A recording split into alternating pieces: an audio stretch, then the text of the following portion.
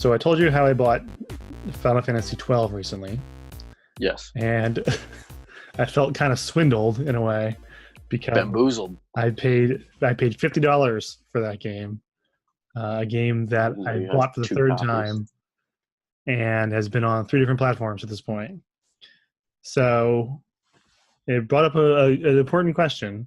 How much should ports of old games cost? Dirt cheap. Cheap. No, not dirt cheap. Not $60. Mhm. Not even close. Like, for a good comparison, when this first started being like relevant to me, Mhm. before like all of the new stuff like started to come out on Switch and stuff, like reboots of stuff on Switch, when Modern Warfare Remastered came out, Mhm. right? It sold exclusively with Infinite Warfare, which alone, that game should be free. They shouldn't sell that for any money. That is dog crap of a game.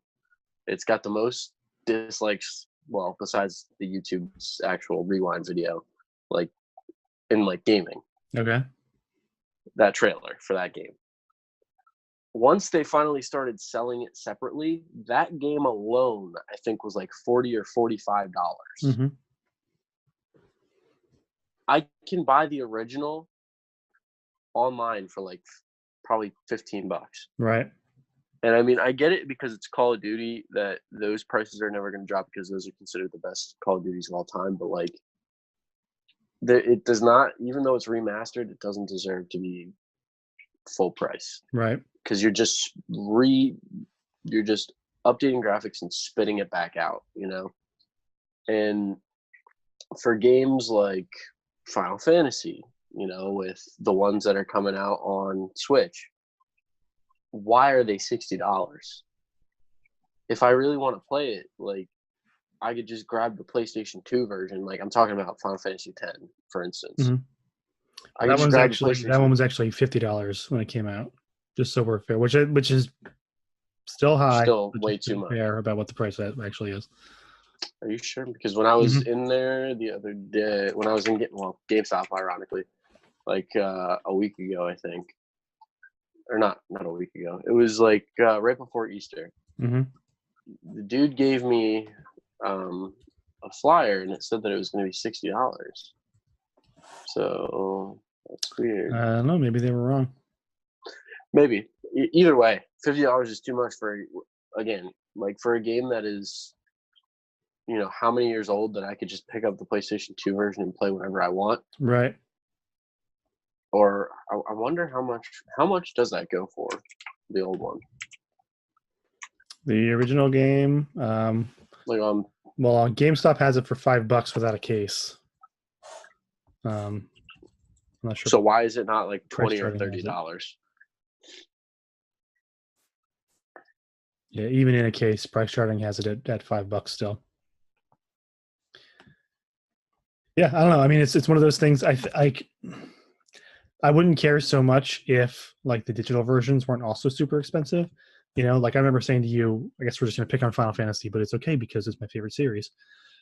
When Final Fantasy VII was announced for the Switch, I wanted to get it, but it's $20, and I'm like, okay, like, why? Why? Why? You know, it's so. Can't you get it on phone, like on mobile, for cheaper? It's probably still $20, you know, but also it sort of is. I guess my problem with I think digital prices should be cheaper in general. You know, sort of even ignoring. It should be cheaper than physical copies. They should be cheaper because of the fact there's no actual. There's nothing that you're producing. Mm-hmm.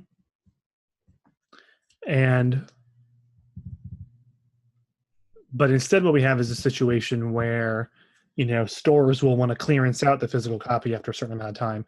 Like, you know, I joked that I've bought Final Fantasy 12 3 times now.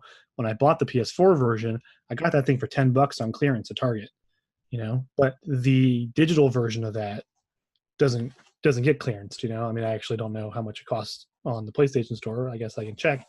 Yeah, right now on the PlayStation Store, Final Fantasy 12: The Zodiac Age is $50 still, full price of the re-release. even though like I don't know if you can even get it in stores now. You can probably get it used at GameStop, but like I said, I bought it for $10 on clearance.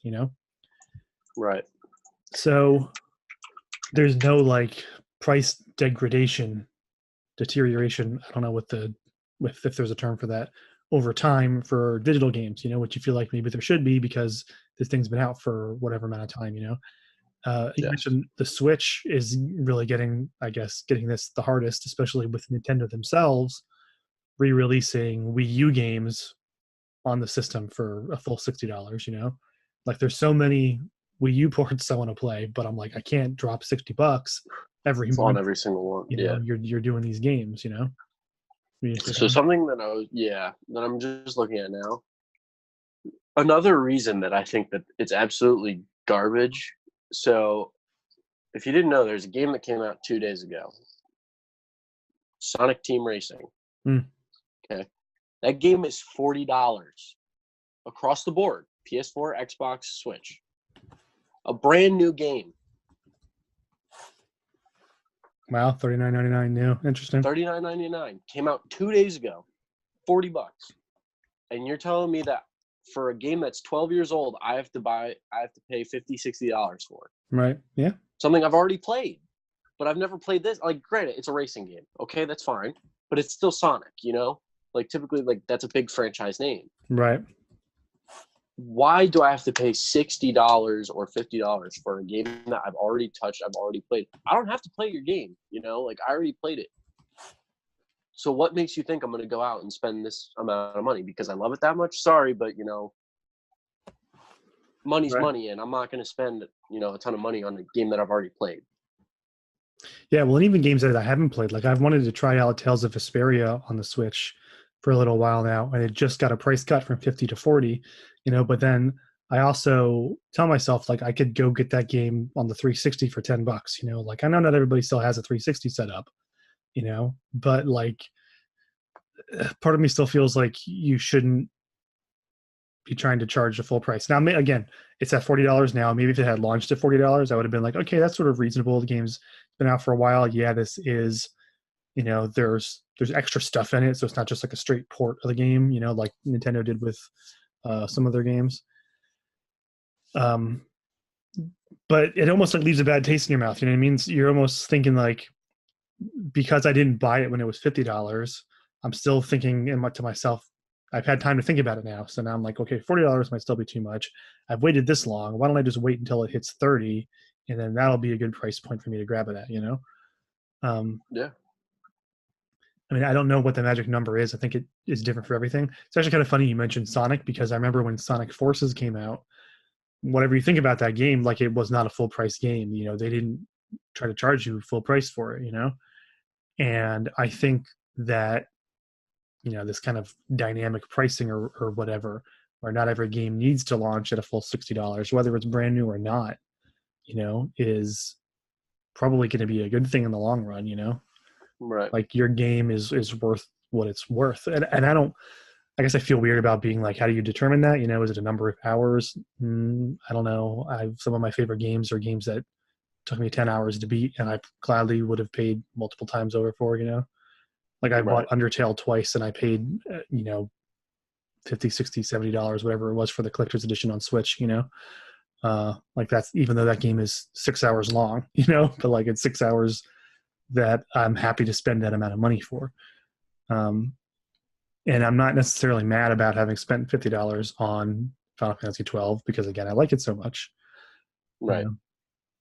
But would have been great to have the option, to not do that. No, I get it. But like, and here's, I don't know.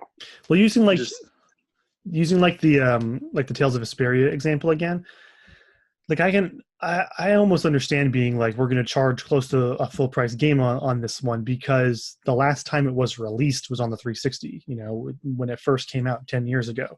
It's almost like an anniversary version at this point, But when you release a game on every single console and every single generation, and you want to charge $30, $40 every single time, like, are they just setting that price high because they know people are just going to skip it and they're going to wait for it to go down in sale price, so you got to set the price high so that you have room to add a sale into it. Like, what is the thinking behind this?